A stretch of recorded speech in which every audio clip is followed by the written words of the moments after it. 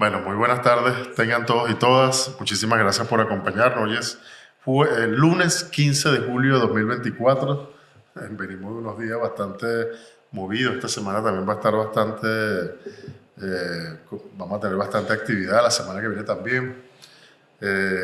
Esta semana vamos a iniciar es la primera vez, el primer mes que vamos a presentar dos libros. Ya teníamos nuestra programación de julio lista, y Osiel nos sorprendió con Osiel Ali López, nuestro amigo Osiel López, quien nos acompañó acá hace apenas un par de meses.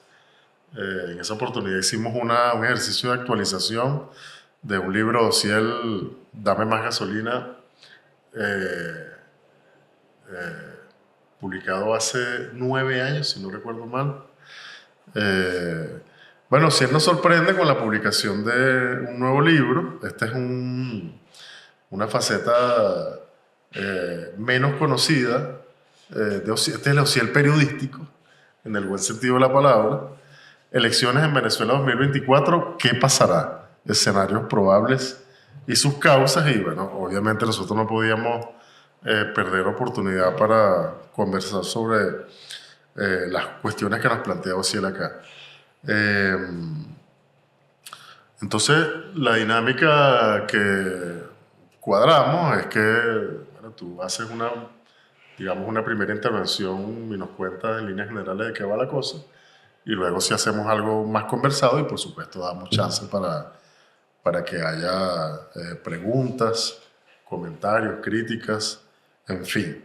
Muchísimas gracias, Osiel, por acompañarnos. Y no, vale, gracias a ustedes otra vez por invitarme. Y bueno, te dejo en el uso de la palabra, Osiel. Ok, muchas gracias a todos por venir esta tarde. Bueno, y más o menos también la idea del libro tenía que ver con eso, ¿no? Con cierta forma y humildemente hacer una convocatoria nuevamente a pensar el tema Venezuela. Duré algunos años trabajando con medios internacionales, escribiendo, haciendo análisis político sobre Venezuela. Y de repente la gente más nunca se acordó de Venezuela. O sea, Venezuela fue borrado totalmente de lo que llaman la agenda setting, ¿no? De los mapas informativos. Y me parecía que el momento del 28 de julio es el momento de aparecer como con nueva imagen, ¿no? Aparecer con nueva imagen, en tanto la gente se enfocó en esperar la guerra civil, en esperar la invasión norteamericana, en esperar el choque, la violencia, la guarimba interminable, el gobierno paralelo prolongado en su máxima expresión. Y de repente, no, mira, que lo que hay es elecciones. Entonces, bueno, rápidamente, de un lado y del otro, como el aparataje tratando de capturar el momento, que es, no, ya eso se sabe quién va a ganar, ya eso está listo, ya no hay nada que decir. Pues sorpresa. Es imposible una sorpresa. Por un lado, el chavismo diciendo que la oposición no va a asistir al evento electoral, ellos no quieren ir a las elecciones. Bueno, y de hecho no habían ido el 2018. Y la oposición diciendo el chavismo no va a permitir un candidato de la oposición, van a inhabilitar a todo el mundo, no pueden competir electoralmente.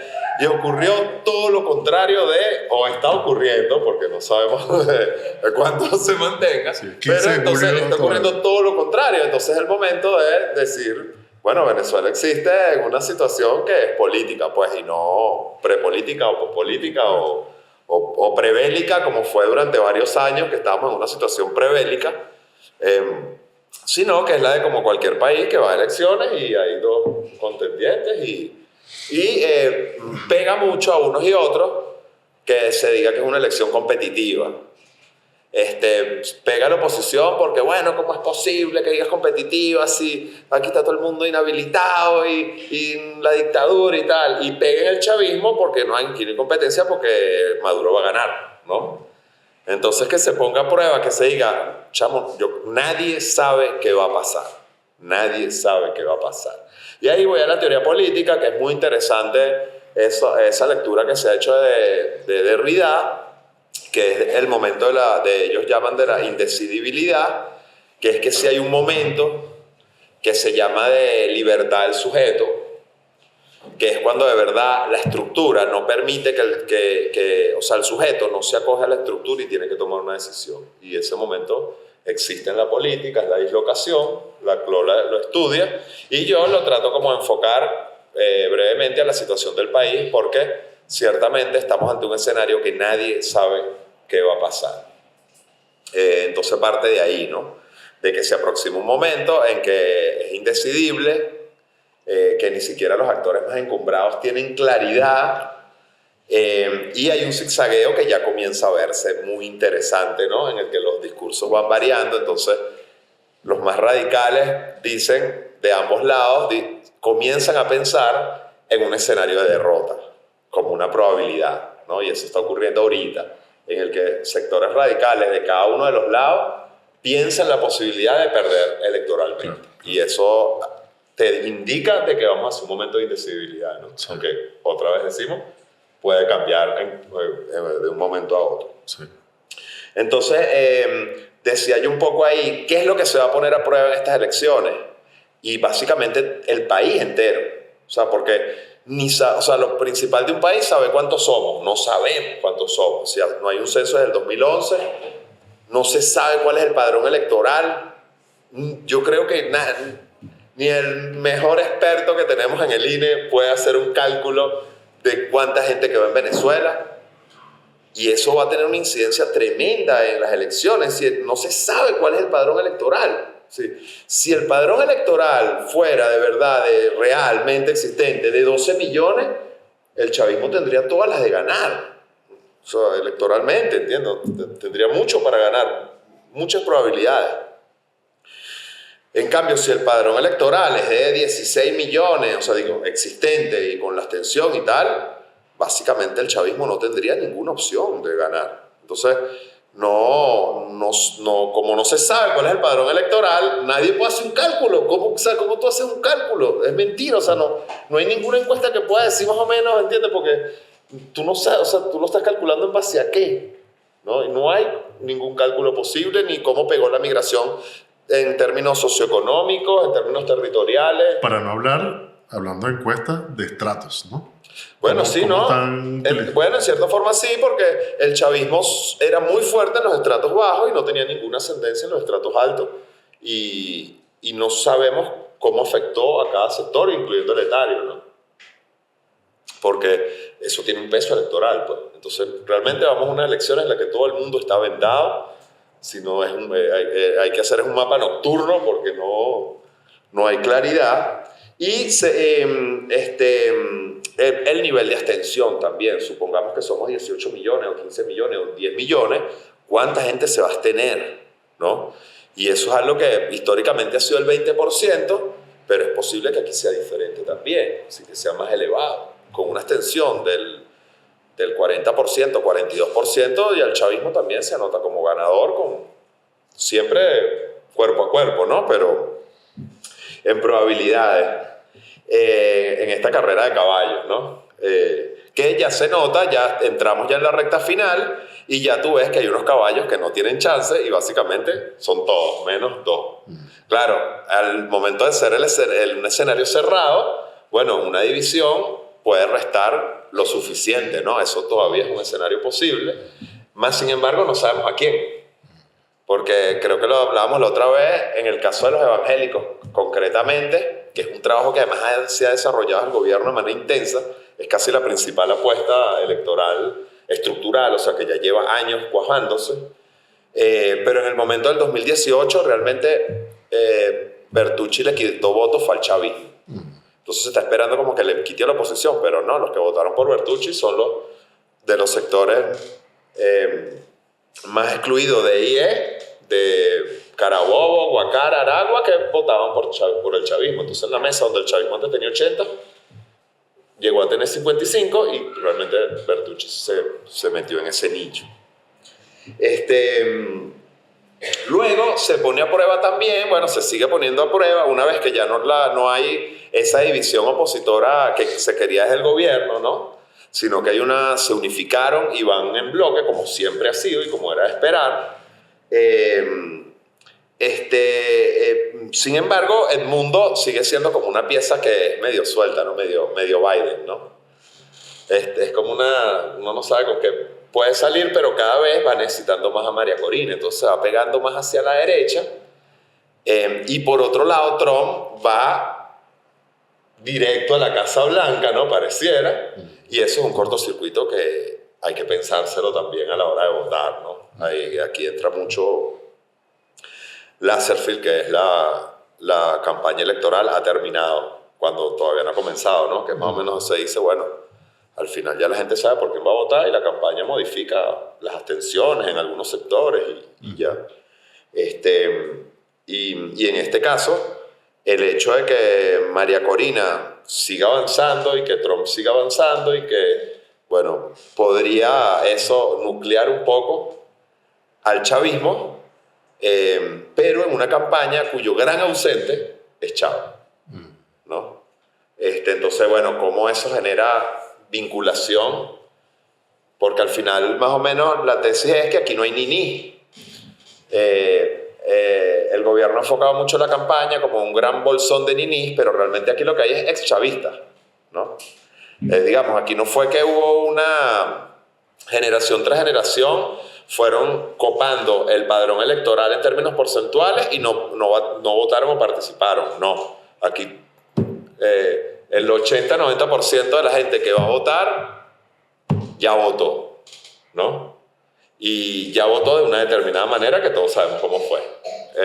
El chavismo ganador en bastantes elecciones seguidas, ¿no? Entonces, realmente uno se imagina que las cuentas dan para que la campaña se enfoque en los ex-chavistas, o los chavismos descontentos, o el chavismo post-chavismo, como quiera que se llame. Sin embargo, la campaña no es así.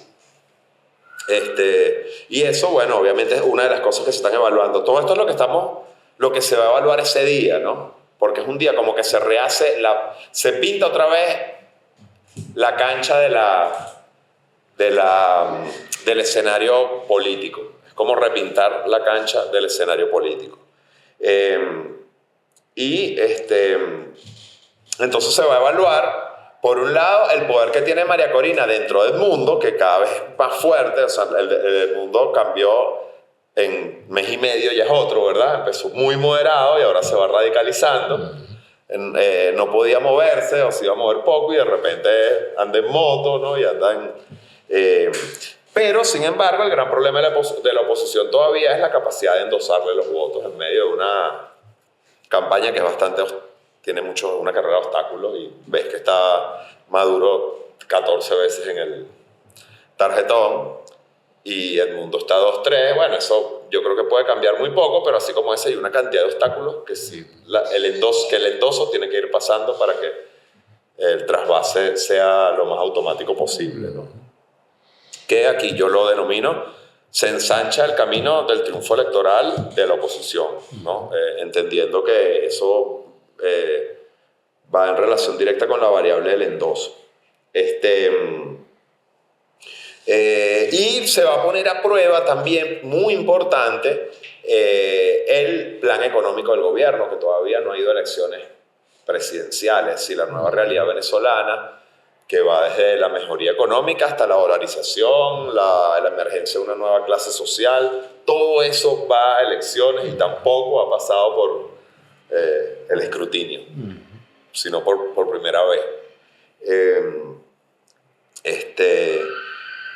Y bueno, por lo tanto, lo que se va a poner a prueba, o al final lo que se va a poner a prueba, es cómo se va a configurar lo popular a partir de ese día, ¿no? Si lo popular sigue siendo o sigue estando vinculado al chavismo, o si el popular va a apostar por fórmula incluso del antichavismo, ¿no? Porque ni siquiera fue así una tercera opción, sino prácticamente con el antichavismo con una nueva cara mucho más populista, que va ahora dando el territorio chavista, que se va metiendo propiamente al territorio que antes era hegemónico del chavismo, y además lo va conquistando con un relato que es entusiasmante porque, bueno, es la líder perseguida, ¿no? la mujer perseguida por los campos, las curiaras de Venezuela, con el carro lleno de pedradas y de tiros, y la obstaculizan, y ella sigue. Tiene tremendo presidente de su comando de campaña, que no sé quién es, pero es el que la manda a cerrar los negocios donde estaba, el que manda, ese es su jefe. Que la victimiza. Ese es el jefe de campaña, es el que la victimiza así. Tiene 20 puntos, porque logra realmente, es lo que yo analizo acá con el tema del cambio de clivaje, que en Venezuela se vivió históricamente el tema del clivaje ricos contra pobres.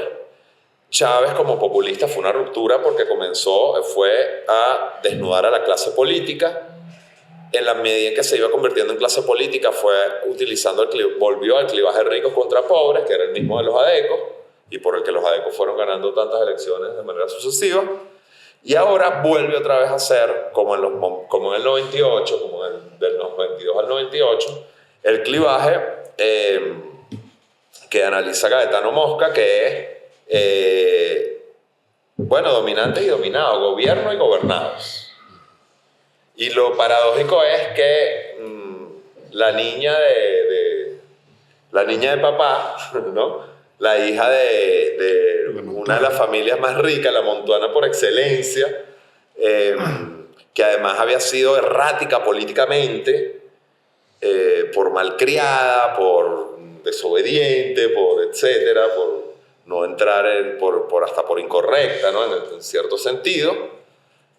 Pues tiene la posibilidad de conquistar el público popular, y eso es lo que se va a poner a prueba, independientemente de lo que dure o lo que pueda pasar. Ellos están haciendo algo que no habían hecho, lo habían hecho con Capriles, pero digamos que esto es una cosa mucho más acabada, en el que una líder de las familias históricas de los ricos de cuna se vuelca hacia lo popular, comienza a interpelarlo y se vuelve una populista en toda línea, ¿no?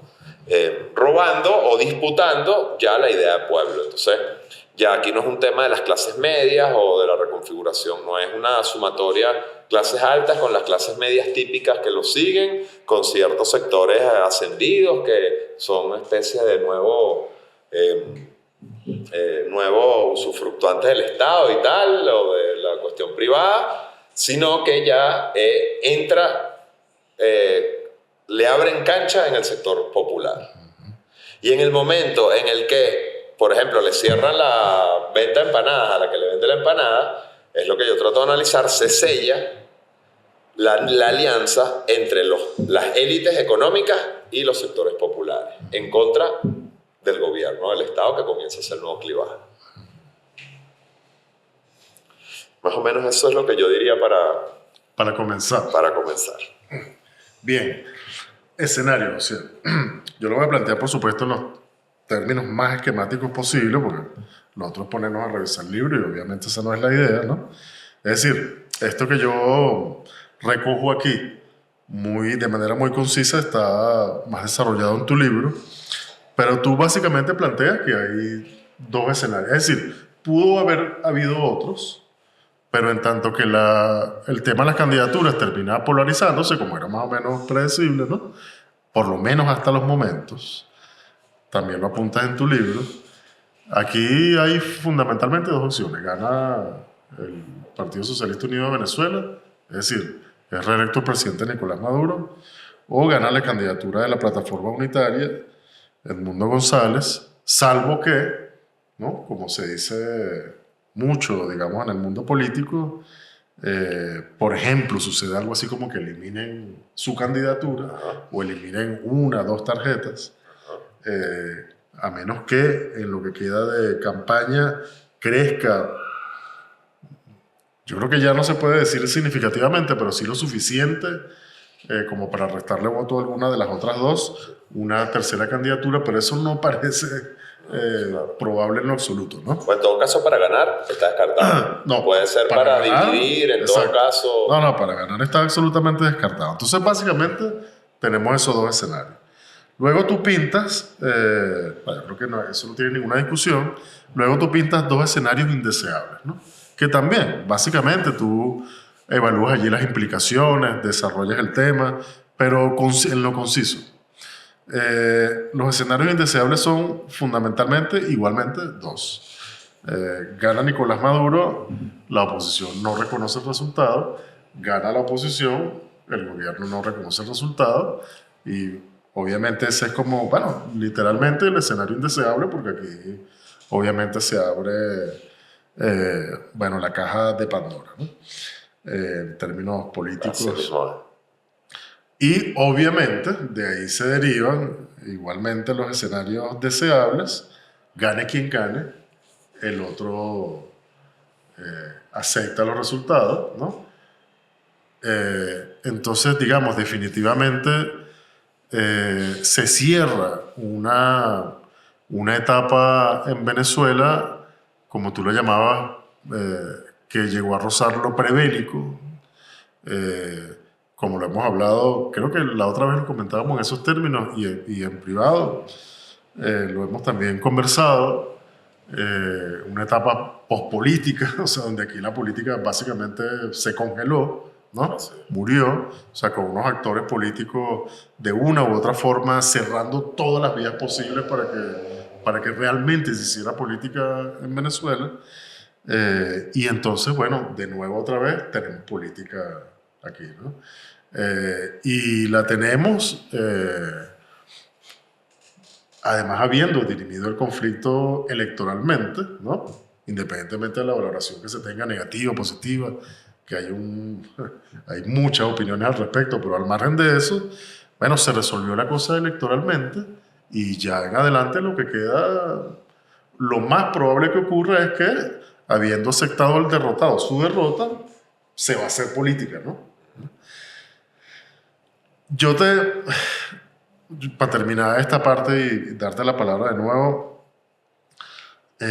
yo retomaría algo que ya conversábamos en la vez pasada, ¿no? Tú lo decías allí, te leo textualmente: a diferencia del escenario electoral, en el escenario cultural a largo plazo, el que patee la mesa, que es lo que planteabas la otra vez en la presentación de tu libro, es quien pierde. El que desconozca la voluntad de los venezolanos que votarán se convertirá en el oprobioso enemigo del pueblo. Creo que es una afirmación contundente y, a mi juicio, correcta. Yo lo que te plantearía, o sea, lo que te preguntaría concretamente es, digamos, habiendo dibujado estos escenarios probables, deseables, indeseables, ¿cuán probable ves tú que se termine imponiendo o no este escenario indeseable? Indeseable, sí. O sea, ¿cuán probable es que... Bueno, o cuáles son las circunstancias que condicionan la posibilidad de que uno de los dos actores patee la mesa? Sí. Y por tanto ocurra esto que tú planteas, ¿no? Que muere políticamente. O sea, el que desconozca, no vamos a decir que la voluntad popular, pero por lo menos sí la voluntad de la gente que va a participar el 28 de julio a través del voto, muere políticamente, ¿no? Sí. El tema digamos, de la probabilidad, si lo llevamos a porcentaje de un escenario indeseable, es cómo viene disminuyéndose su porcentaje de probabilidad. O sea, lo llamativo es que hace 3 meses o 2 meses nadie se imaginaba una salida como esta. Nadie, ¿entiendes? Nadie se lo imaginaba. O sea, era realmente improbable. O sea, yo creo que 2-3%, ¿no? De probabilidades habría de que hubiera una salida democrática. O sea, como te digo, pues unos decían el gobierno no va a permitir que se inscriba un candidato de la plataforma, y los otros decían la oposición no va a ir a las elecciones. Y creo que había un 95% de posibilidades de que eso pasara, y ahorita no es así. Entonces, ¿qué probabilidades podría haber de que eso sucediera? Bueno, puede ser quizá mitad y mitad, ¿no?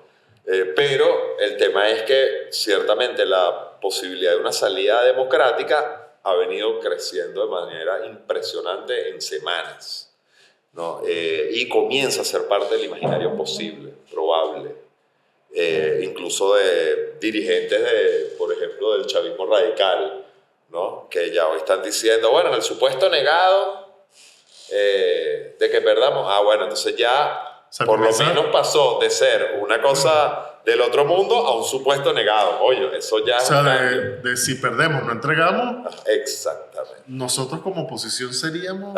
Exactamente. Y que es un discurso que de verdad acompaña, es cierto. O sea, el chavismo como oposición podría tener un oxígeno que no ha tenido en 10 años. O sea, es que el proceso electoral, es decir, lo que tú estás llamando la vuelta de la política, si beneficia a alguien es al chavismo, porque el chavismo se está volviendo cada vez más minoría, más minoría. Ahora, preguntaba, ¿cuáles son los condicionantes? Obviamente Washington, ¿no?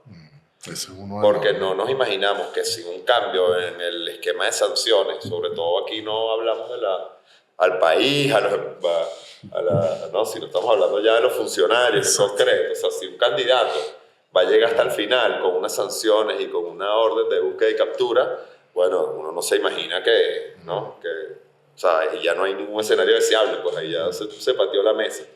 Entonces se supone que eso va a cambiar. Hace una semana y media se reinicia el diálogo. Nuevamente no sabemos nada, ¿no? Ciertamente muy hermético todo ese proceso, a diferencia de las veces anteriores. Cuando salía... Pero lo más irónico es que dijeron que iba a ser público. O sea, que ahorita iba a ser público. Sí, es verdad, es verdad. Sí, sí. Bueno, pero antes, por ejemplo, me recuerdo, sí, por lo menos... Sí, exacto. Sí, sí, es que todo viene ocurriendo muy sincronizado. Encadenadamente. Todo viene ocurriendo muy sincronizado. Me imagino que ahorita viene la fecha del 18 de julio, ¿verdad? Que es la fecha final en la que tú decides, el 19 de julio, ¿no? Entonces ya nosotros nos imaginamos que el 19 de julio algo debería pasar con Washington, ¿no? Es como una fecha tope en la que se tiene que decidir quién se mantiene, quién no, y si tú le puedes ir endosar tus votos a los otros o si te mantienes. Menos mal que hicimos esta conversa hoy, porque el lunes que viene... Sí. Entonces, bueno, sí, al final el principal condicionante es Washington, o la relación de Washington con Caracas. Y bueno, obviamente la magnitud del evento electoral, ¿no? Cuánta gente participa y cuánto supera un candidato al otro, ¿no? La diferencia, exactamente. Exactamente. Mira, yo identifico tres paradojas, ¿cierto? O sea, me parece... o sea, de un lado tenemos una candidatura opositora, Edmundo González, pero todo el mundo sabe, digamos que tanto unos y otros se han encargado de enfatizar que es así, aupada, animada, prácticamente protagonizada por una de las figuras, digamos, que mejor encarnan lo que está más a la derecha del espectro político venezolano, que optó una y otra vez por la vía confrontacional, para decirlo elegantemente, insurreccional, bueno, todo lo que ya sabemos, ¿no? Que apoyó abiertamente las sanciones, etcétera, etcétera. Tú aquí, o sea, desarrollas en el análisis cómo el hecho que nos encontremos en este escenario implica una derrota para o sea, sobre todo para este sector de la oposición, o sea, el más confrontacional, el que optó por la vía más, digamos, antidemocrática e insurreccional. O sea, la extrema derecha es la que sale como...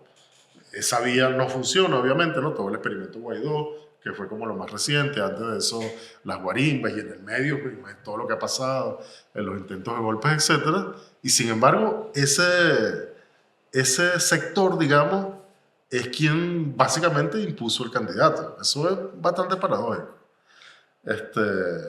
Y bueno, Iván, que es una paradoja en sí mismo, y van para elecciones, ¿no? Como tú decías ya en tu intervención inicial. Lo segundo, una candidatura oficial afectada por un proceso de desafiliación masivo. O sea, como no se había... Es una cosa relativamente más que nueva, o sea, más que ser un fenómeno novedoso, un fenómeno muy potente. O sea, no sabemos hasta qué punto ha afectado la desafiliación al chavismo, que ya es una discusión, pero yo creo que no... Yo no sé si de como para meternos en esa discusión, no creo que sea el punto, ¿no? Pero nosotros solemos nombrar chavismo con gobierno como si fueran exactamente lo mismo, y no es lo mismo en lo absoluto. O sea, el chavismo como identidad política, ya no hablándolo, refiriéndonos a él como gobierno, como sinónimo de gobierno, sino como identidad política, es una cosa muy distinta hoy de lo que era hace 2 años, 5 años, 10 años, bueno, imagínate, ¿no? Entonces, una candidatura oficial afectada por ese proceso de desafiliación política, por tanto apoyada por una fuerza que sin duda alguna ya no es lo que era, ya el chavismo como identidad, o sea, como fuerza popular, ya no es lo que era hasta hace unos años, y sin embargo, con probabilidades ciertas de triunfar electoralmente, ¿no? Esa es otra paradoja. Y la tercera, bueno, tú nos conocemos hace mucho, ¿cierto? Tú sabes que yo desconfío enormemente de las encuestadoras venezolanas. Yo creo que ellas mismas se han encargado de que uno no les tenga mucha confianza, ¿no?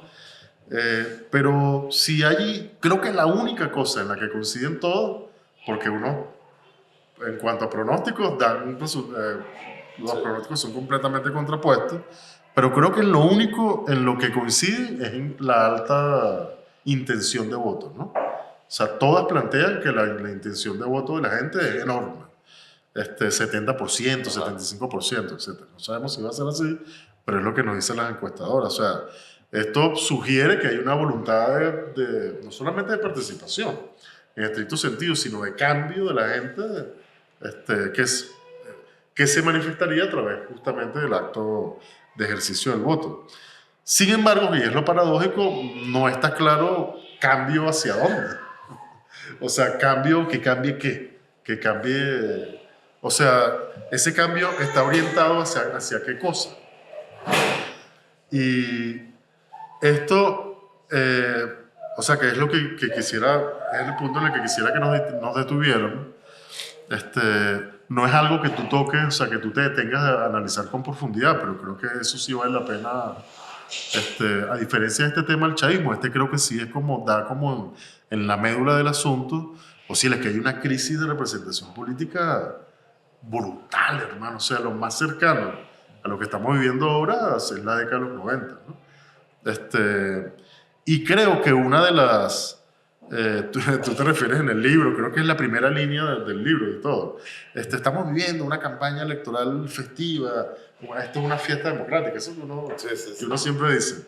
Y sin embargo, o sea, yo tengo la percepción de que no es así. Obviamente hay una campaña, obviamente los candidatos, por supuesto, todos están encampañados, están sucediendo cosas muy interesantes, como la que tú dices, vamos a hablar de eso más adelante. O sea, cómo María Corina logra meterse en bastiones que antes eran del chavismo. Están pasando cosas muy interesantes. Pero, digamos, en el entorno, hay una concentración en una calle X o una avenida X, y en los alrededores no pasa nada. O sea, es más bien una campaña como atípica en ese sentido. Y más allá de eso, que tú puedes decir, bueno, no, pero eso es lo que tú ves, eso es lo que tú percibes, eso es lo fenoménico. Más allá de eso, una cosa que también es muy notable es que no hay en lo absoluto ninguna discusión respecto de lo programático. Y programático no te quiero decir que nadie está levantando grandes banderas ideológicas. O sea, no me refiero a lo ideológico, me refiero a cómo se van a resolver los problemas fundamentales del país. ¿Cómo se va a resolver el problema del salario? ¿Cómo se va a eso sí te refieres tú, ¿no? ¿Cómo se va a resolver el problema de la luz? ¿Cómo se va a resolver el problema de la educación? No, y sin embargo, o sea, bueno, son como un conjunto de paradojas, ¿no? Que apuntan sobre todo a eso, o sea, que es donde te sugiero que nos detengamos, en ese tema de la crisis de representación, ¿no? Es muy profunda esa crisis de representación. Pero tampoco podemos decir que, o sea, entra otra vez en los escenarios, no la sabemos, porque, o sea, el 28 de julio sí podría haber una recomposición de la representación, ¿no? Y sí podría dejar como producto o como, sí, como producto el auge de una líder popular como María Corina. O sea, María Corina puede convertirse, es un escenario posible, en un fenómeno electoral en Venezuela. O sea, eso no se descarta en lo absoluto, dependiendo de su capacidad de endoso, por supuesto, ¿no? Y dependiendo también de cómo, por ejemplo, las otras tarjetas están, cómo votaron por Edmundo, ¿no? Las otras dos que tienen, especialmente la de UNT. Pero se abren las posibilidades de que se recomponga la representatividad también. O sea, no es descabellado pensar en que más bien eso cambie el 28, ¿no? O también por la otra vía, pues que el chavismo demuestre que mantiene su poderío electoral, su maquinaria, y estabilice o busque e inicie un gobierno de mayor estabilización todavía, ¿no? Y de mayor apertura y de mayor negociación. Entonces, digamos que sí puede haber una recomposición de la representatividad, claro, ya en un escenario poscarismático, ¿no? Un poco en verde, o sea, ya eso que vivimos cuando Chávez y esa efusividad y esa ya eso, o sea, si a eso nos referimos, a lo que había una hiperrepresentatividad, ¿no? Y bueno, en un momento ya de resaca posterior, obviamente eso cede, y bueno, en cierta forma, la gente en cierta forma lo agradece, pues no, o sea, porque no, la conflictividad no está dejando, porque si fuera una conflictividad en la que hay dos fórmulas que se están luchando por significantes concretos de transformación, así sea hacia la derecha o hacia la izquierda, ¿no? Y que hay unos modelos claramente definidos que están en pugna, y hay conquistas sociales que cada uno ofrece, bueno, entonces si así la pugnacidad produce bienestar y produce, ¿no? Como, bueno, todo el tema electoral venezolano, por eso es el momento electoral, es el momento de la politización y es el momento en los que el pueblo conquista, ¿no? Así, me acuerdo, por decirte nada más un ejemplo, de dónde salió la misión vivienda, ¿te acuerdas? Fue de una derrota electoral de la Asamblea Nacional en 2010, ¿te acuerdas? Que el chavismo perdió por número de votos. Sí. Entonces, son reacciones de oferta electoral. ¿Cuál es el tema de la paradoja? Que la oposición no necesita explicar nada, porque ya ella misma representa el cambio. ¿Ves? Ella misma representa el cambio desde que lo plantea contra el gobierno, ¿no? Es decir, ella no necesita plantear la gran transformación nacional, ella lo que sencillamente representa el cambio por oposición, y por lo tanto ya no necesita explicar las grandes líneas de cambio, que es un punto favorable a ella, ¿no? Claro. Porque al final que ella es de la familia que puso la electricidad en parte de Venezuela. Sí. No va a poder hacer un plan eléctrico, pero no lo plantea. ¿Por qué? Bueno, obviamente porque es un plan que es antipopular y eso le costaría votos. Entonces, ahora lo otro es el gobierno, que sí es el que tiene que necesita demostrar que tiene alguna capacidad de maniobra en la gestión, es decir, un mínimo plan, no importa que no sea tan creíble, pero tiene que hacer ver que va de alguna forma eliminar, paliar los grandes problemas, y sin embargo no le importa eso, o sea, no lo toca, es una campaña más de tarima, con baile, con tal, como de entusiasmo, de entusiasmar. Es posible que eso haga énfasis en muchos sectores, pero bueno, ya sabemos que el sector descontento más bien puede generarle rechazo. Pero bueno, todas son hipótesis, ¿no? Todo está por verse. Es que eso es lo interesante, que aquí, igual que con lo del chavismo, oye, que hay tres tipos de chavismo, el más descontento, el menos descontento, todo eso ahí, borrón y cuenta nueva, porque mira, el chavismo son 8 millones, o son 4 millones. La maquinaria mueve 7 millones, entonces ya ahí se acabó pensar en que hay uno u otro tipo, y tú dices, bueno, este es el nicho duro, el techo, o qué es lo que es el chavismo pues, actual. Uno siente que es como una fotografía que se han evitado tomarse durante todos estos años, y ya llegó el momento de tomárselo. Como no, te digo, no puede dar marcha atrás. Es como dibujar la cancha, sí, pues, sí. Lo que quedó de la cancha. Bueno, volver a jugar. Exactamente. ¿No? Después de años sin jugar. Sí. Bueno, en relación a esto último que decías, ¿no? Esto de que la oposición no tiene que, más o menos como 2015, por cierto, no tiene que decir lo que piensa hacer, porque, pero en parte es por lo del esto que tú planteas, lo del nuevo clivaje, ¿no? O sea, que ya no es el clivaje de clase social, ya no es rico contra pobre, o sea, ya no es la cuestión de clase, sino que es los que tienen poder y los que no lo tienen, ¿no?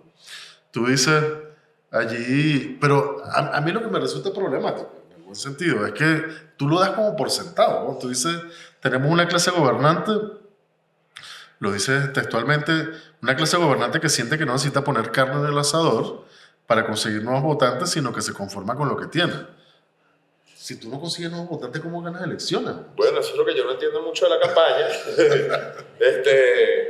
Pero bueno, O sea, son cosas... exactamente, ellos tendrán su estrategia, tendrán sus cálculos. Lo que pasa O sea, es que cosas que naturalizamos, que damos por obvio, que tú dices, mano, yo no entiendo esto, yo no lo y entiendo. cuando tú preguntas y escuchas la respuesta, tú dices, coño, como que esto no se han dado cuenta. ¿No? Y por eso planteo lo del chavismo y lo de los niní. ¿No? Porque realmente todo el trabajo de la campaña de Maduro tendría que ser reconquistar el voto que se te fue por X o por Y. Hay mucho que es inconquistable, pero Sí, bueno, sí. mínimamente, ¿no? Y como te digo, sin embargo, no es ese el discurso. O sea, el discurso del chavismo era muy claro, Chávez y pueblo, ¿no? Eran como los dos significantes. Y de eso, básicamente, en la campaña no hay nada. O muy poco. Sí, no, no, básicamente nada. Hay una cierta apelación a la nostalgia, pero más allá de eso, que es marketing. Y yo Sí, ni vale. lo veo tanto. Claro, vale, algunos spots, los muchachos cantando Chávez, Corazón del Pueblo, ese tipo de cosas. Ese que a mí no me llega. No los has visto. No, a mí no me llega. Pues tú no eres ese target. Debe ser, seguramente no soy ese target porque ese no me llega. Me mira. llega más recordarlo. ¿Ah? Porque son los ads que están poniendo en YouTube.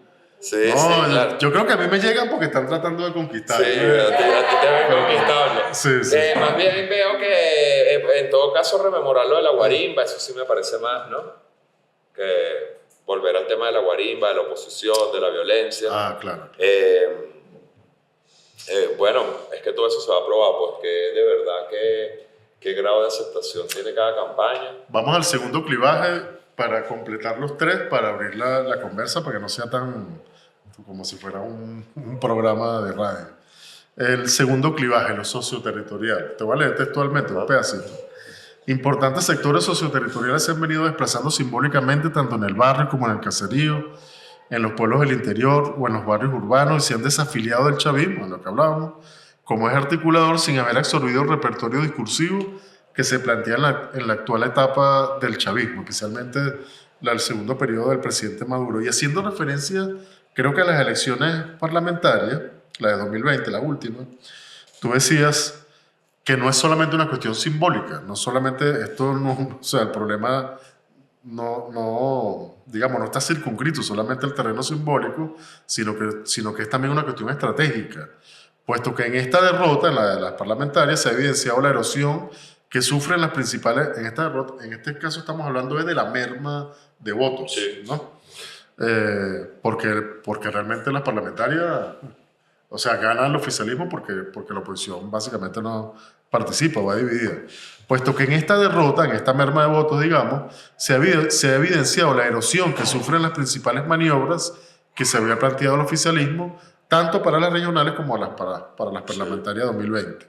La alta abstención, la división opositora y la maquinaria política electoral.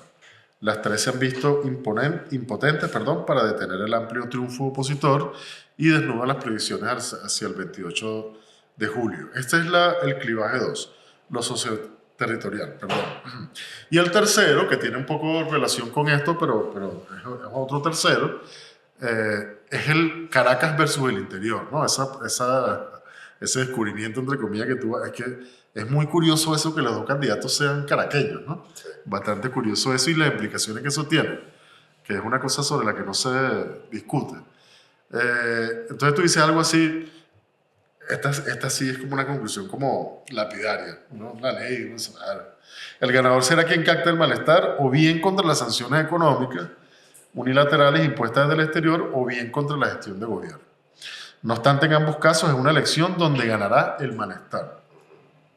So, yo le comentaba a Ociel, antes de comenzar, yo le decía, Ociel, tú pintas ahí un escenario, además de los escenarios, o sea, tú identificas tres clivajes, o sea, cómo se produce el desplazamiento del conflicto de clase, el tema poder versus quienes no lo tienen, el tema socioterritorial, tú nos comentarás ahorita, ¿no? Ahí es donde tú desarrollas esto de cómo pones algunos ejemplos bastante concretos de cómo ha sido la merma de lo que ha pasado en los estados llaneros, el caso muy emblemático y es una suerte de punto de inflexión electoral que es Barinas. Tú pones el ejemplo de Guárico por poner,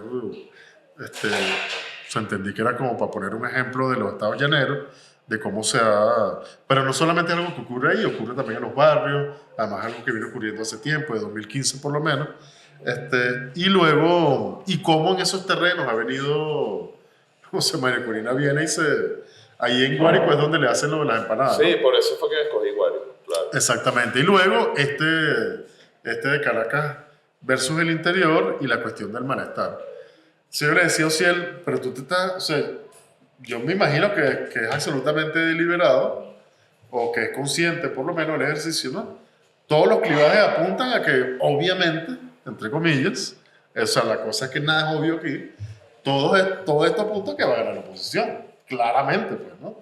Es decir, no es el conflicto de clase, el chavismo desafiliado, la oposición penetrando como le da la gana los antiguos cuestiones socioterritoriales, culturales y tal del chavismo. Bueno, y el tema del malestar, tú pones en la balanza. A la gente que le malestar, o sea, ¿qué le producirá más malestar? ¿El tema de las sanciones o el tema o todo lo demás? Sí, Entonces sí. dices, wow, está difícil, ¿no? Sí, está difícil. Entonces, Salgo por la cancha, ¿no? Volvemos a lo mismo. O sea, porque, claro, si tú ves los clivajes de cómo se está comportando, o creo yo, pues, que analizo, que se está comportando el entusiasmo de lo político en lo popular y tiende más hacia una victoria opositora, pero todavía lo que no sabemos es como el tamaño de la cancha, ¿entiendes? Vamos a jugar en una cancha que no sabemos bien las reglas, sí, sobre todo en términos de reglas, no, lo que no sabemos es el tamaño. ¿cuántos somos? O sea, ¿Cuántos exactamente, porque de repente es una cancha muy grande y hay muy poca gente jugando, de repente hay una gente que decide no jugar, y todo eso va a marcar el camino, pues. Entonces sí, pareciera que la contradicción da claridad en lo que yo llamo ahí, que se ensancha las opciones del triunfo electoral de la oposición. Pero por otro lado, no sabemos cuántos somos, cuántos van a votar, no sabemos la capacidad de la maquinaria electoral. Voy a la pregunta anterior, porque creo que fue así. El tema de la campaña, yo creo que ahí pesa mucho, lo que más pesa es la forma en cómo se sustituyó en Carabobo, la forma exitosa en cómo se sustituyó en Carabobo los ojitos por el vampiro. Por el ¿no? vampiro, ajá. El vampiro, el murciélago, ya no sé, el vampiro. Ajá, el murciélago. Sí. Drácula. Ajá. Drácula, pues. Creo que esa fue un cambio de estrategia exitoso, ¿no? Vamos otra vez a la electoral. Exactamente. Y bueno, así como se hizo toda una estrategia para extrapolar el caso Barinas a lo nacional por parte de la oposición, se hace una estrategia de extrapolar el caso Carabobo al país, que es el caso en el que, sacando un poco a Chávez o sacando la parte más, digamos, dogmática, los vestidos de rojo, los tal, ahora una paleta de colores más menos radical, ¿no? Más tenue, y bueno, ya sin tanta nostalgia de Chávez, ¿no? Creo que eso se operó en Carabobo de manera exitosa y se está extrapolando ahora. Todo va a prueba otra vez, ¿no? Sí. Sobre los otros clivajes, ¿cuál era el segundo que me dijiste? Socioterritorial. Ajá, es que ahí con lo socioterritorial me parece que todo está resuelto en Barinas. O sea, me parece que Barinas sí da para extrapolar. Como te digo, es un movimiento estratégico de la oposición. O sea, la primaria de la oposición, cuyo principal característica fue una votación muy pequeña, que fue un poco más del 10% del padrón electoral, se convierte, sí, en la unificadora de las corrientes de la oposición y, bueno, entrar en la pelea electoral unificado. Y eso es un elemento estratégico muy importante que yo creo que nunca se pensó que fuera de otra manera, ¿no? Porque aquí hay un cemento muy potente que es el Departamento de Estado, ¿no? Que tiene un poder tremendo para chantajear de cierta forma y para definir más o menos las líneas. Es lo que siempre ha ocurrido aquí. Para mandar, claro. Más o menos tanto cuando se va a votar como cuando se van a abstener, ¿no? Entonces lo socioterritorial lo veo mucho en el tema de Barinas, del comportamiento en los llanos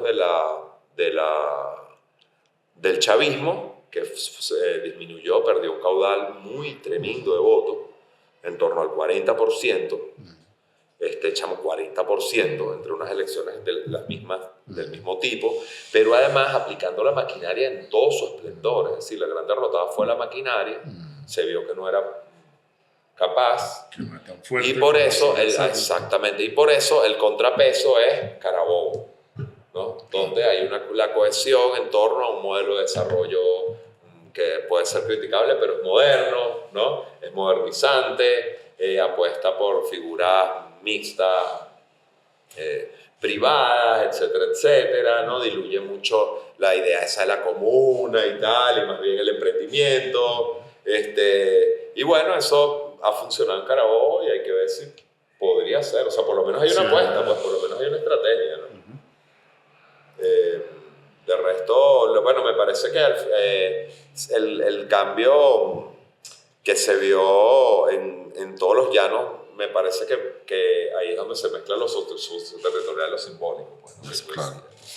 Entonces, digamos que es lo interesante de que el candidato también sea caraqueño, ¿verdad? Por parte del chavismo, que la líder de la oposición también sea caraqueña. A lo mejor por eso es que no estamos pensando en el tema de la luz, ¿no?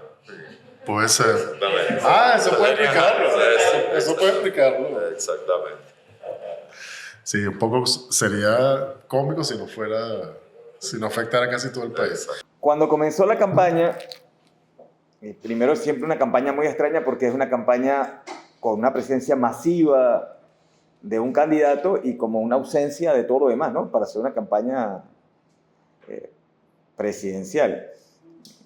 No sé, mi hijo ve YouTube Kids y aparece, en una canción que él ve, aparece 2 cuñas al gobierno. O sea, una al comienzo y una a la mitad, ¿no? Y yo empecé a sacar cuentas de cuñas diferentes y cuando llegué a 30, paré. ¿Verdad? Chin, chin, chin. Y intentando ver la coherencia y no la conseguía por ningún lado. Entonces, bueno, una explicación racional que uno se hace, dice, bueno, una campaña fragmentada, se metieron en el discurso de los distintos segmentos. Pero al final de cuentas de todo eso, todavía yo sigo viendo una campaña muy incoherente en términos de discurso. Tú no sabes cuáles son las ideas principales. Tú ves digamos, lo que está en las vallas, dice, por más cambios y transformaciones. Y dice, ¿qué es eso, sabes? Y de repente, lo único coherente que yo vi, y recojo lo que tú dijiste, lo de los angélicos. Eso, lo único coherente, eso de judicializar también ahora, que me pareció interesante, o sea, judicializaron a todo el mundo, inclusive a los evangélicos, y hacer una entrega del partido a los pastores y darle plata y no sé qué, me pareció, o sea, una cosa como una línea que llevan rato trabajando y que la han... Y dice fe en el pueblo, y dije, bueno, esa fe en el pueblo es la fe, la fe evangélica, ¿no? Eso fue lo que yo pensé. Pero igual la pregunta era, ¿es una campaña inconexa o ustedes ven una campaña de parte del gobierno que es una campaña coherente y lo que sí es segmentada, personalizada, etc.? Bueno, primero gracias por la presentación y por la discusión. Como hay una distancia importante de 6 meses entre la elección y la toma de poder siguiente, ¿hasta qué punto eso forma parte de las cosas que analizas, de los escenarios potenciales en ese periodo de tiempo? Esa es una pregunta. La segunda es que en el momento que estabas hablando sobre el hecho de que la campaña pareciera no darse cuenta, o al menos la campaña del gobierno, perdón, pareciera no darse cuenta de la necesidad de nuevos electores.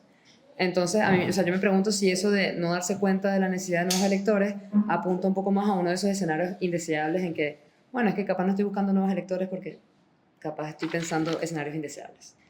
Y una tercera pregunta, y es que, o sea, creo que se discutió bastante sobre la desafiliación del voto chavista, pero, o sea, en realidad me gustaría saber qué opinan sobre la adhesión al voto opositor. O sea, no solamente el voto que sería de rechazo al gobierno, pero qué hay de adhesión, o sea, de realmente gente que se afilie, sí, quizás estoy traduciendo algo mal, perdón, que afiliación al voto opositor y qué es lo que construye esa afiliación. ¿La afiliación o desafiliación? Afiliación al voto opositor, es decir, o sea, lo que me lleva a...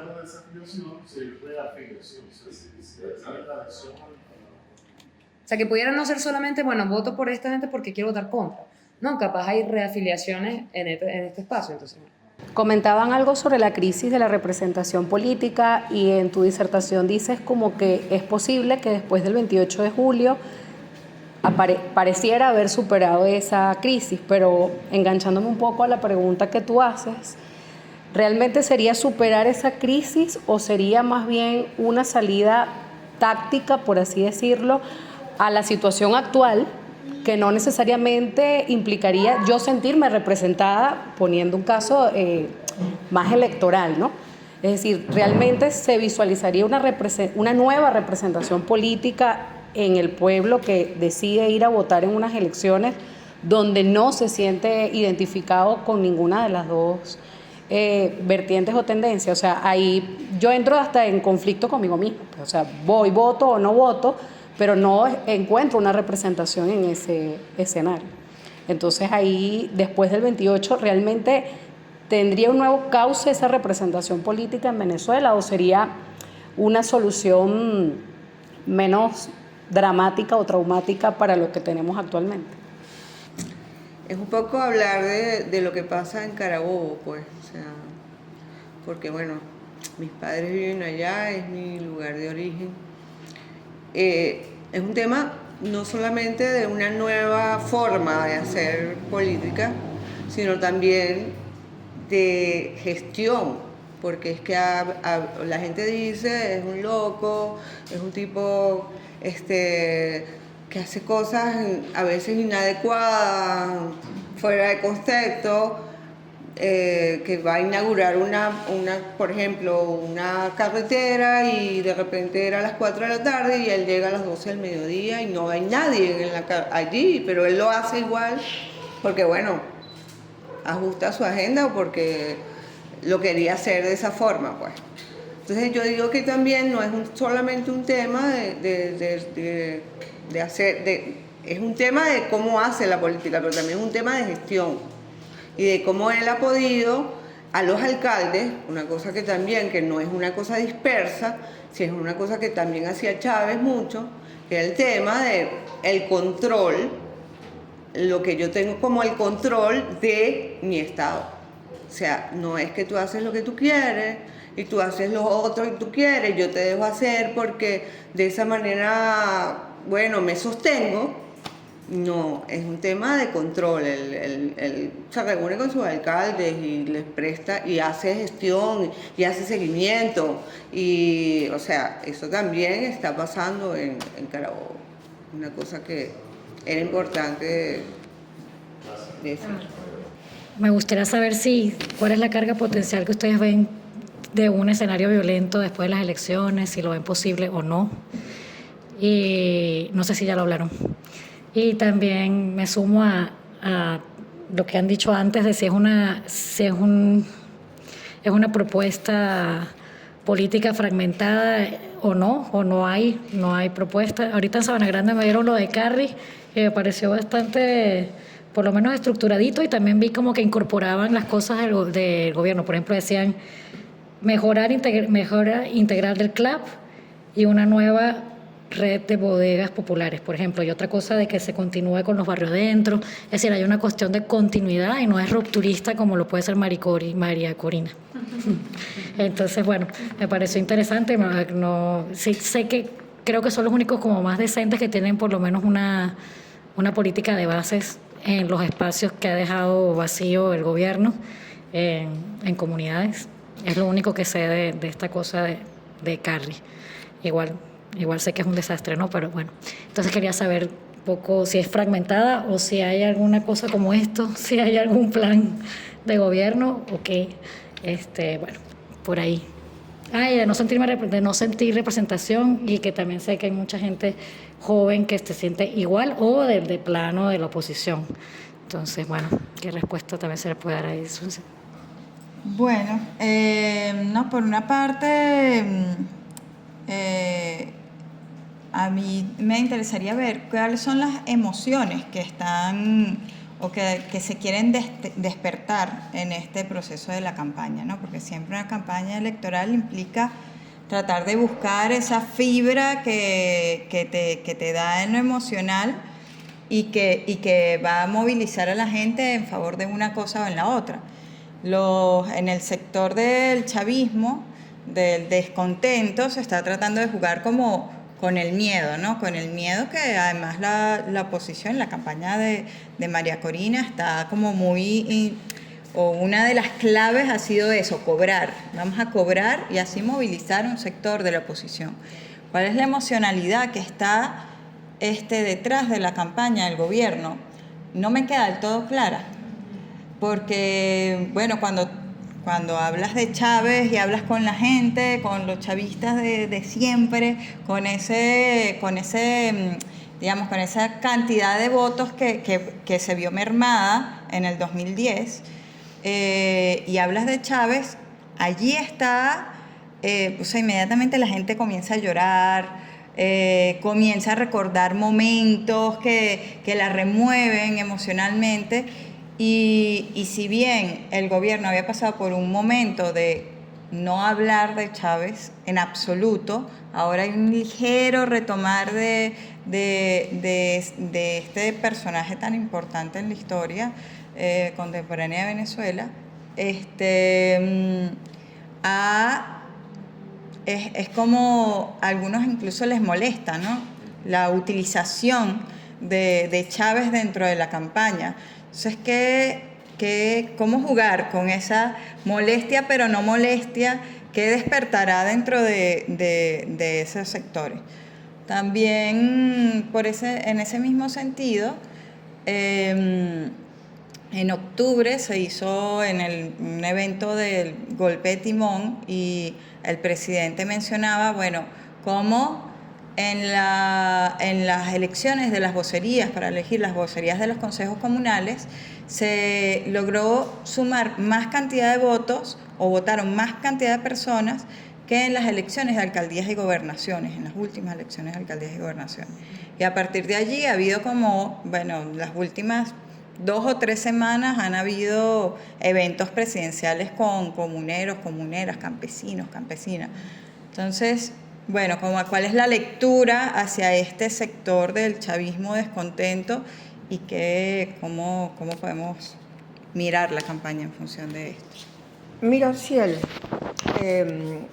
a mí me llama la atención, yo siento un clima, como un clima de esos que se siente cuando hay una tormenta que viene por ahí, demasiado silencio a veces, ¿no?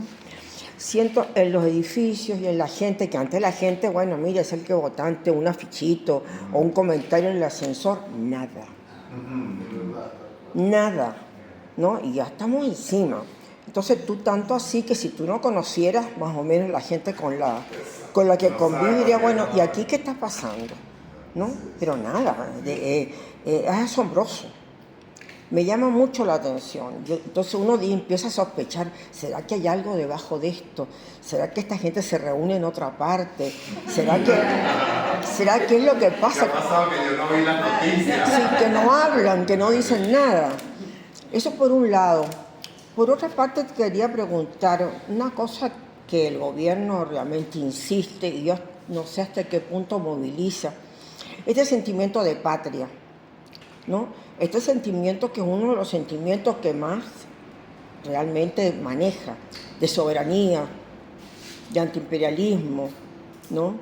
De orgullo de lo que somos así como estemos, ¿no? A pesar de todo lo que nos ha pasado, a pesar de esto, es un sentimiento de patria, porque realmente lo conocemos no solamente aquí, en muchas partes.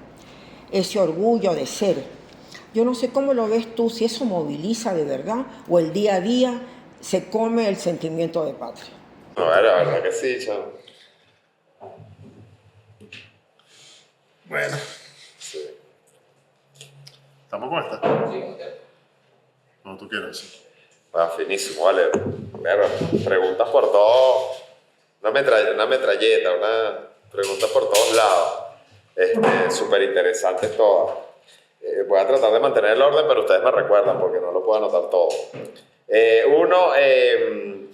Bueno, yo veo que lo único que articula, bueno, chamo, o sea, yo no veo que haya sido una estrategia de post-fragmentación y tal. Yo veo que la campaña venía, es que yo de verdad creo que nadie estaba preparado para la campaña. O sea, eso es lo que yo veo. Cuando pregunto, cuando veo, nadie estaba preparado para la campaña. Y los estudios que se montaron desde los basamentos anteriormente existentes, que yo creo que eso se va a deslavar en las próximas elecciones, sea cual sea el resultado. O sea, yo creo que no hay como inteligencia de montar una estrategia porque no hay muy poco conocimiento de lo que está sucediendo, y al final lo que va pasando es como que, bueno, golpe tras golpe, ¿no? Bandazo tras bandazo. Por ejemplo, cuando todo empezó, era como muy obvio que había unos grandes sectores, estoy pensando en la campaña del gobierno, que eran las mujeres, los jóvenes, era todo muy estructurado, ¿no? Muy cuadrado, y se veía que eran como minorías, mayorías, de esas con las que las reúnes y bueno, te haces un bastión electoral tremendo, ¿no? Había una segmentación, digamos, tradicional, pero muy segmentada. Pero me acuerdo que sacaron, creo que 3 o 4 misiones y no quedó ninguna, ¿verdad? Ya no hay ninguna de esas. Ahora, si tú me dices que tu niña está viendo Discovery Kids y de repente le ponen una propaganda para convencer a los niños, hay hiper segmentación. Pero si lo que le van a poner es una que vota por el gallo pinto, bueno, obviamente que no hay hiper segmentación, pues ahí lo que hay es, me imagino, unos tienen unos sectores, otros sectores, segmentarán.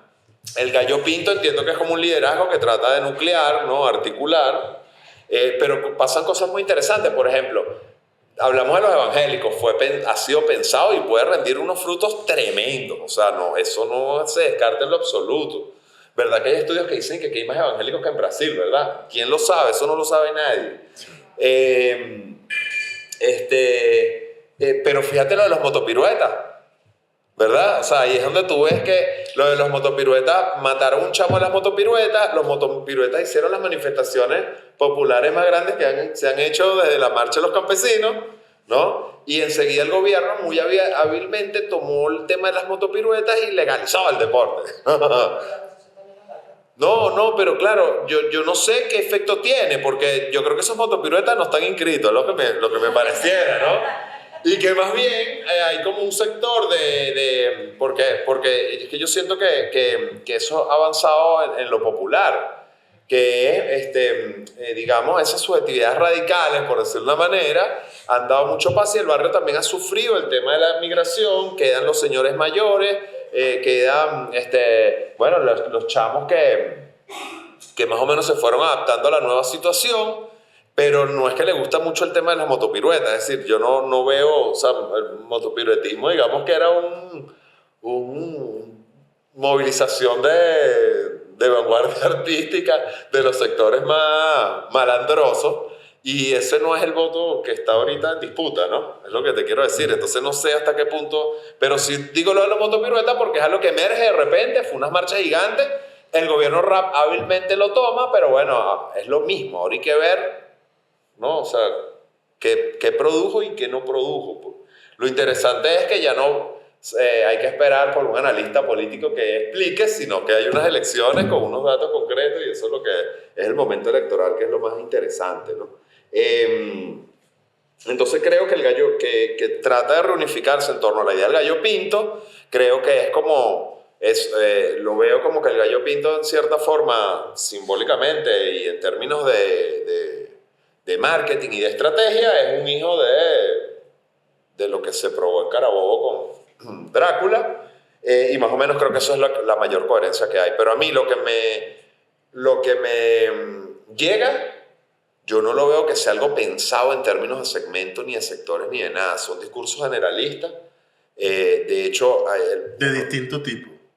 Es que como distintos tipos, pero no es a diferentes públicos. ¿Entiendes? Son como cosas como diferentes que se cruzan. Ciertamente, por ejemplo, los que me llegan más de como recordando la violencia o tal, veo que, bueno, claro, el mejor momento del chavismo en los últimos años fue el 2017 con las guarimbas, ¿no? Cuando la constituyente, que se movilizó una cantidad de gente, independientemente de cómo fue la elección, etcétera, fue un momento en que se logró que la gente saliera a responder a la situación que había, ¿no? Como una épica, pues. Exactamente, una épica muy bien montada, y entiendo que esa sea la idea, pero no, yo escucho a los que están hablando y no es la misma línea, ¿entiendes? O sea, están bailando en la tarima, pues, ¿no? O sea, en junio el presidente candidato no podía salir porque lo podían matar. En julio ya está bailando tranquilazo en la tarima, ¿no? En todos los pueblos de Venezuela. Y eso, bueno, lo primero es que hay que celebrarlo, ¿no? Porque en la política, sea lo que sea. Luego, sobre los escenarios indeseables, tú decías como que era más o menos lo de los... Lo primero que están estos 6 meses entre la elección. Ajá. Otra parte que cuando comentabas la idea de que pareciera que no ha venido la necesidad de tener más votos, uno puede decir, bueno, pero si no están calculando su voto. Exacto, me acordé, exactamente. Es que yo creo que buena parte, si el espíritu del gobierno y en sentido amplio, del chavismo, más bien, del chavismo existente, movilizado, realmente existente, descartaba por completo un escenario como el de ahorita. O sea, yo creo que lo descartaba totalmente. O sea, sencillamente mandaba la idea de que el gobierno no iba a salir del... O sea, no había opción alguna de que saliera. Y ahora, las últimas semanas, han comenzado como a entender el escenario electoral, a tratar de contar votos, pues, ¿no? De decir más o menos, bueno, como cuántos somos, cuánto es esto, que si los niní, que si la abstención. Eso es como una cuestión que existe hace 4 años, pero ahorita es que yo siento que el sector está llegando. Entonces,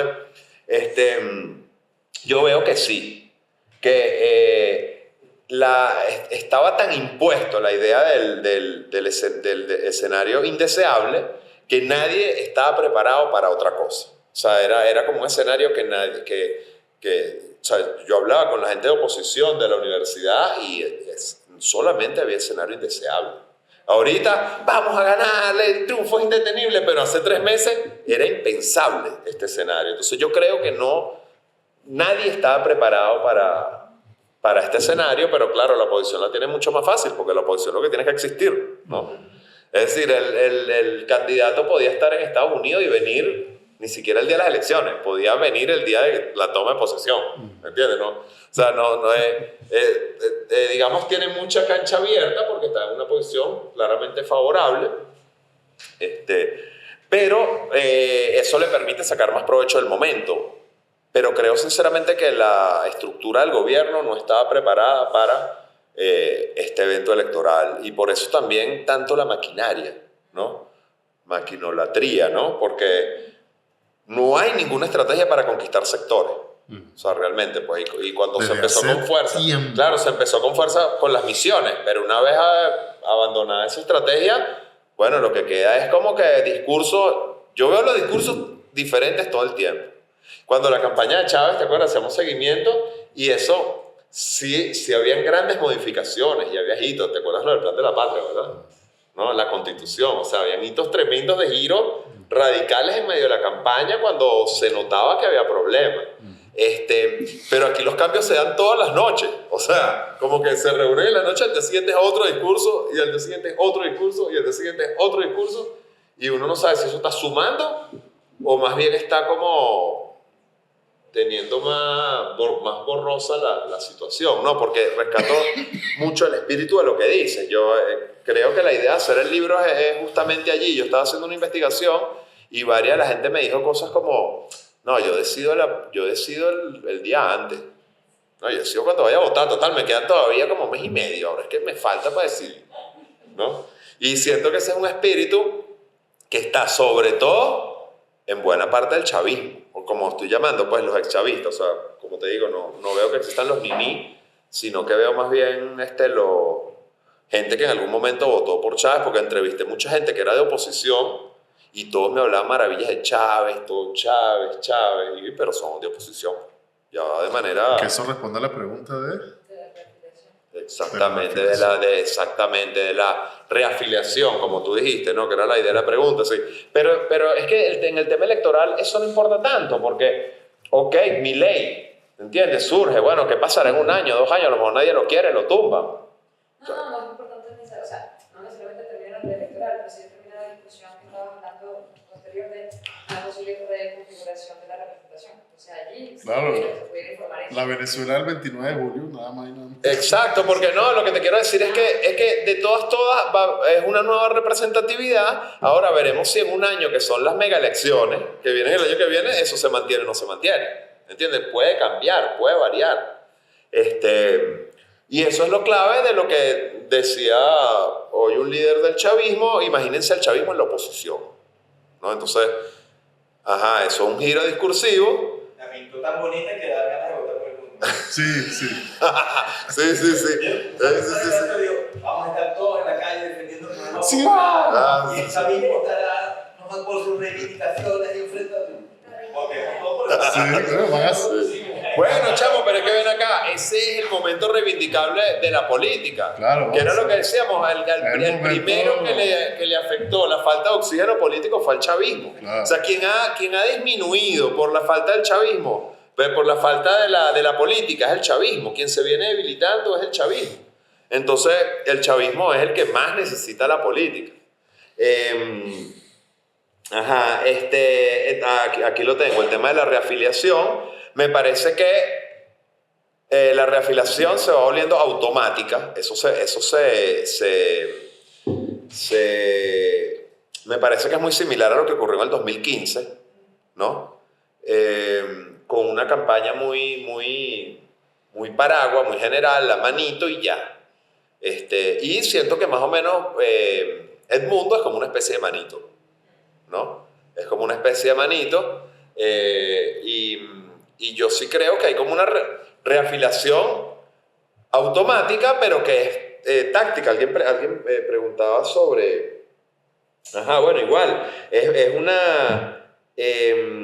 una crisis de representación supera la crisis. Yo creo que es algo táctico, o sea, sencillamente, sí, cambias el mapa político, pero si te vas a quedar ahí no quiere decir que eso es una subjetivación, ¿no?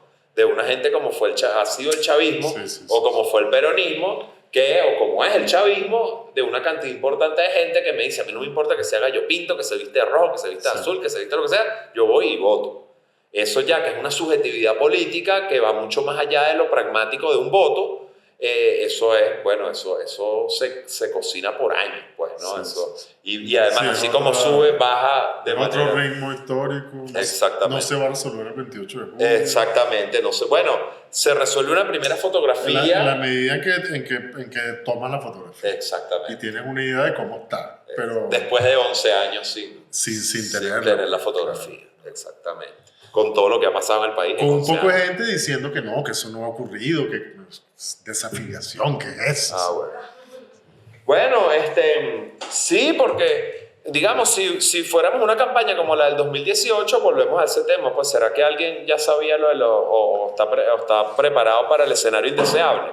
Bueno, claro, porque el 2018 fue un paseo, digamos, ¿no? Y bueno, como que hizo que hubiera, pero mínimo que hubiera un nicho sólido, que viéramos cuál era el nicho sólido que se movilizaba. Pero ahora cuando ya sales del campeonato amateur y vas al profesional y tienes un competidor de peso, bueno, ahora tienes que demostrar si los músculos, ¿no? Cuán fuertes están tus músculos para un adversario de tu nivel. Sobre lo de Carabobo, sí me parece o sea, es que me parece que eso es como la línea estratégica en términos de marketing, por otras vías, ¿no? Pero me parece que eso es lo que... Y al final no es solamente una forma de gestión, sino que es lo sorprendente, sino una nueva forma de ser chavista, ¿no? Esa es una nueva forma de ser chavista, o sea, es un chavismo que con Chávez jamás hubiera existido, por supuesto, ¿no? Pero eso, independientemente de la connotación o de la crítica, rejuvenece al chavismo, lo reoxigena, ¿entiendes? Permite hacer ver, coño, el chavismo no es solamente esto, sino que hay otras opciones, ¿no? De ser chavista, y creo que eso es lo que hace que se tome la idea o la estrategia de... Como un universo paralelo. Sí, es como un universo paralelo, pero en todo caso en Carabobo tuvo un éxito tremendo en términos de votos que no ocurrió en ningún otro estado del país, en las elecciones regionales. Sí. En la concentración. Bueno, Y en las regionales fue donde el gobierno tuvo más votos. claro, y básicamente el chavismo giró hacia un movimiento, digamos, policlasista, ¿no? ¿Verdad? Como antes se decía los adecos, ¿no? Que había una gente que jugaba tenis y votaba por el candidato adeco y el pobre, el más pobre de todos, votaba por el candidato adeco. Bueno, más o menos eso fue como lo que se vio en Carabobo. O sea que de todos los sectores sociales salió el voto chavista. Y eso entiendo que es lo que se quiere extrapolar. Entonces me parece que es una nueva forma, lo veo como una nueva forma de ser chavista, por más críticas que pueda haber. Entiendo que hay otra forma que veo que es lo que están tratando de hacer con Futuro. Claro. ¿No? Quizá ahí falta más estructura, ¿verdad? Porque si empezaste con los evangélicos hace tanto tiempo, con los descontentos has podido por lo menos tener la gentileza de empezar antes, entonces yo creo que puede llegar a ser efectivo, pero creo que fue demasiado precipitado, ¿no? Como se hizo. Entonces muy difícil. Igual con las oposiciones, que es el tema de Carri, porque tanta estrategia para dividir a la oposición, pero entonces haces lo que quieres con la oposición, ¿no? Los sientas a firmar una broma, los pones a hablar a favor de los clubs, los pones, entonces, chamo, hubiera sido más efectivo, mételo preso 3 meses, inhabilítalo, sácalo esposado, ¿no? Y después lo habilitas y bueno, ¿qué pasó aquí? Y el tipo sale, o sea, darle una épica a otros candidatos. Pero si lo que lo vas a aceptar que firmen un acuerdo, bueno, ya te mataste todo, hermano, ¿no? Entonces, fíjate, ese está el discurso de Carri, que no se sabe. O sea, al final nadie sabe si Carri es del gobierno o es de la oposición. ¿Ah? Exactamente, entonces nadie sabe. Entonces, bueno, pero se supone que él lo que iba a dividir los votos de la oposición, no el chavismo. Eso lo puede un chavista nostálgico, ve. Volverá el club con proteína, volverán las misiones, volverán, oye, como para chavista nostálgico, ¿no? Eso que llaman trasnochado, ¿no? Sí. La izquierda trasnochada. Sí.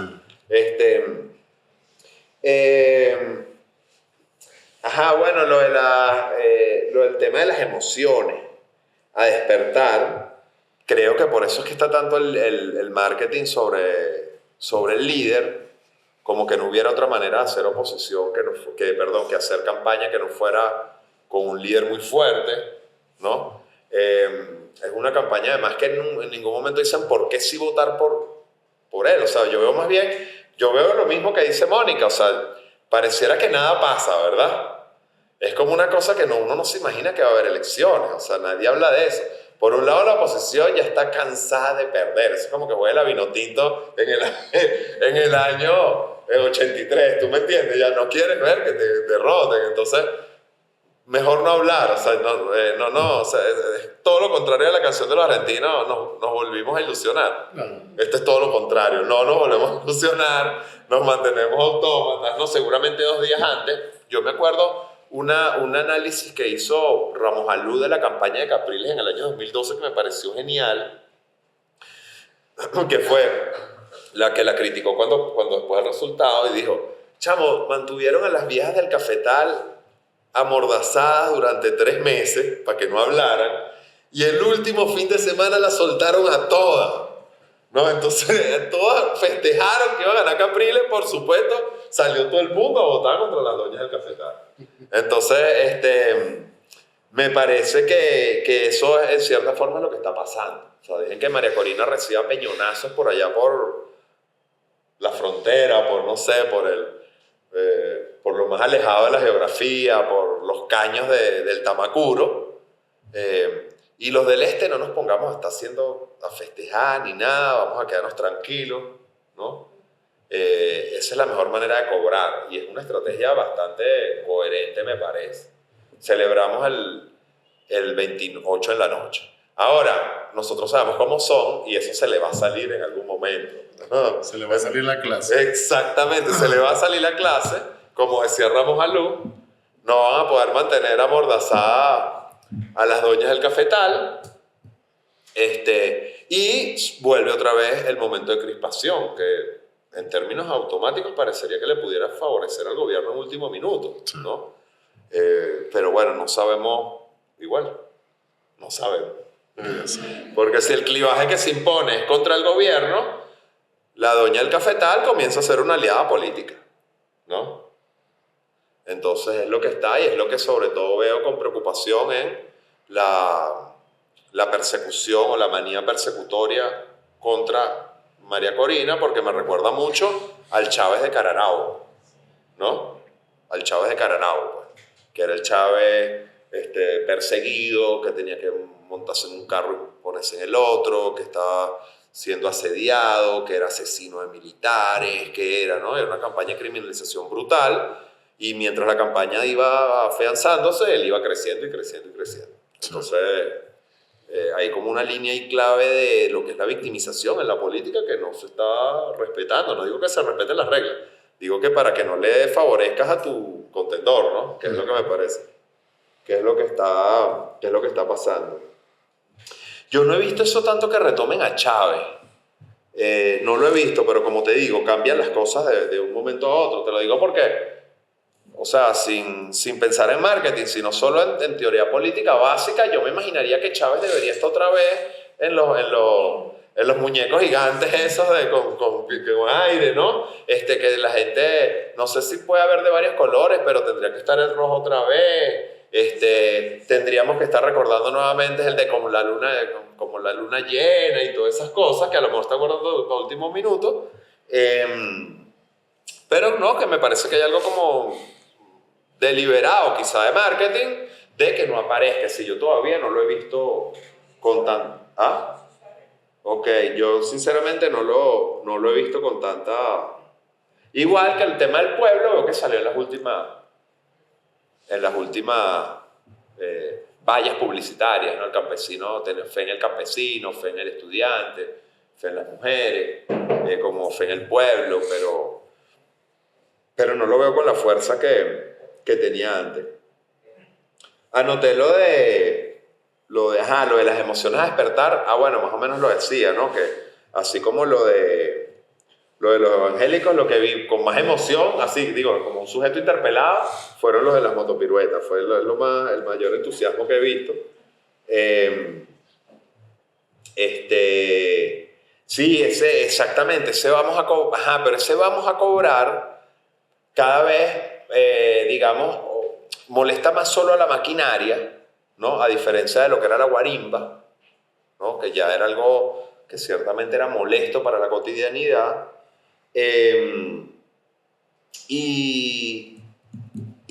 Pero ahí básicamente lo que tiene peso es Washington, veo yo. O sea, hay realmente más que campaña electoral. Ahí sí lo veo mucho como Lazarsfeld. Pues la campaña electoral ha terminado, que lo decía antes que empezara la campaña, y va a tener que ver con las piezas que mueva Washington para aceptar al chavismo como un contendor político en la oposición, en el gobierno o donde sea, ¿no? Incluyendo la institucionalidad existente, ¿no? El CNE, bueno, hay magistrados que tienen su curul, se dice, en el caso de los magistrados, hasta el 2032, 2034, ¿no? Entonces, digamos que es pero también el año que viene son las mega elecciones donde ahí se repinta la cancha ya no solo política, sino institucional. ¿Qué se me olvidó? ¿Alguna cosa así que recuerden que haya quedado en el aire? Sí, sobre la idea de paz. No, y lo que yo creo es que hay momentos históricos, uno puede ver todos los momentos históricos en los que hay un momento en que el Estado-Nación, patria, tiene más fuerza, y hay momentos donde se va diluyendo por la misma disgregación social, pues, ¿no? Siempre uno va a los mismos ejemplos, pero es que el ejemplo de Bob es el clásico, ¿no? Que es una disgregación en el tema nacional y los sectores populares dicen, bueno, nos pactamos con el rey con tal de que no vengan los oligarcas, ¿no? Más o menos es lo que se viene del 1814 y toda esa campaña. Entonces, hay momentos en los que eso sucede Y bueno, yo creo que la sobreutilización de la idea de patria también cobra su resultado en un momento. Pues decir, bueno, o sea, ya llega un momento en que no adhiere tanto porque ya fue demasiado gastado, ¿no? En el caso de Chávez, por ejemplo, podría pensar lo mismo, igual que el de patria, igual que el de pueblo, igual que ir a la calle, porque fíjate que, por ejemplo, bueno, los candidatos tienen que ir a la calle. Y alguna gente decía, bueno, es que no, porque lo van a criticar, porque si no ha ido para la calle, está encerrado, ¿no? Durante 6 años, 12 años, de repente vas para la calle y la gente lo que dice es, ahora sí vienes a la calle. Pero no importa, tiene que ir.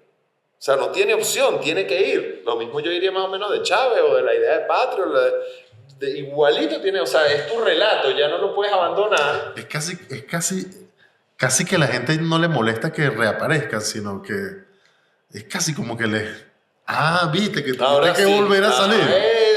Aquí te quería ver. Aquí te quería ver. Exactamente. Hay mucha gente que está esperando en la bajadita ver cómo cambia el discurso, ver cómo cambia la actitud y ver cómo compra una oferta. O sea, hay una oferta mínimamente creíble, aunque sea abstracta, ¿no? Pero que sea mínimamente creíble y lo compra y dice, bueno, está bien, una vez más. A favor del chavismo, bueno, que hay un envejecimiento del país y, bueno, como estamos hablando, pues una buena cantidad de esos sectores vienen ya de conocer la diatriba entre María Corina y Chávez, ¿no? Entonces, bueno, no se imagina que en algunos puede haber un acto reflejo de decir en un momento determinado, bueno, por lo menos por María Corina no, pero Edmundo hace también un buen trabajo de potabilización. A mí me parece que Edmundo es, de verdad, es un rolo de candidato para los fines de la oposición. Claro, cada vez se va ajustando más a María Corina y eso suma y resta, pero creo que para él no tiene más opciones que poder, porque si no él se va dificultando más el endoso del voto. Y bueno, les pido que por favor me recuerden las cosas que quedaron pendientes y no anoté. Quedaron cubiertas, ¿verdad? O sea, podríamos concluir diciendo que al margen de lo que ocurra, el 28 de julio puede ganar la política. Podría ser que gane la política. Sí, esa sería la... Eso es bastante decirlo. Sí, es que nada más con que lleguemos hasta el 28, en las actuales circunstancias, ya ahí la política ganó. Sí. Que después se desbarajuste, que también es posible, no va a quitar la idea de la política, ¿no? De que la política estuvo. Velo desde varias circunstancias diferentes. Velo desde cuando ganaba Caldera con el chiripero, ¿verdad? Que era una reconfiguración a pesar de que tenías el 20-22%, pero equilibraba las fuerzas de una manera. Velo con el referéndum de Pérez Jiménez en el 52, que cuando ganó Jovito Villalba, ¿no? Bueno, hubo una reconfiguración diferente. Quedó en el gobierno Pérez Jiménez, pero hubo una reconfiguración política. Pero se destranca el juego, claro. Exactamente, se destranca el juego. Igual para la oposición, que está esperando que por el chavismo va a votar Maduro y sigue ya, ¿no? Entonces, bueno, ¿cómo vas a hacer con 5 millones, con 6 millones de votantes del chavismo? ¿Y cómo vas a hacer con las instituciones existentes? ¿Y cómo vas a hacer? Entonces es como un despertar de la política y es lo interesante del líder que asuma la responsabilidad, y por eso pongo mucho énfasis acá en la noche, en cuando dan los resultados. O sea, me parece que ese es el momento lo dice... El 28 de julio a las 9 de la noche. Derrida lo dice, lo que pasa es que no lo quise poner así, él lo dice el momento de la locura. Lo que pasa es que iba a quedar como que locura era quemar el país, y no es así. Él lo que dice es, la locura es cuando de verdad el sujeto va a decidir de verdad sin los algoritmos, es decir, sin la estructura del partido, sin la maquinaria, sin la estrategia de marketing, sin todas las fuerzas geopolíticas, sino que va a tener que tomar una decisión y bueno, ese es el momento de la política que lo vamos a ver, eso sí, lo vamos a ver con certeza. Bien. Muchas gracias.